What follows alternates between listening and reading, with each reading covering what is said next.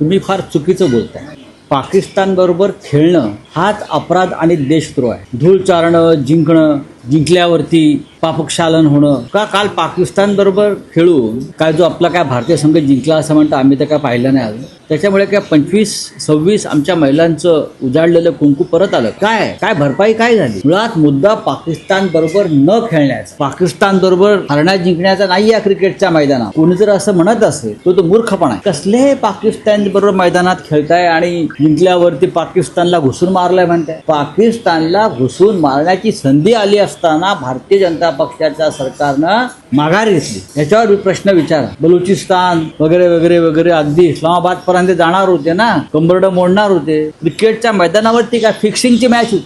पूर्णपणे मी काल म्हटलं 1.5 लाख कोटीचा जुगार कालच्या मॅचवर खेळला गेला. कदाचित पाकिस्तानला सुद्धा त्यातले पैसे मिळाले असते. कालच्या मॅचनी पाकिस्तान क्रिकेट बोर्डाला किमान 1,000 कोटी मिळाले. तुम्ही पाकिस्तानला जागतिक बँकेकडून कर्ज मिळू नये, IMF कडून कर्ज मिळू नये, एशिया डेव्हलपमेंट बँकेकडून कर्ज मिळू नये म्हणून आपण प्रयत्न करत होतो का?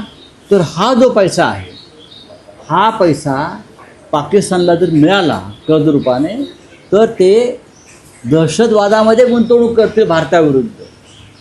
ही कोणा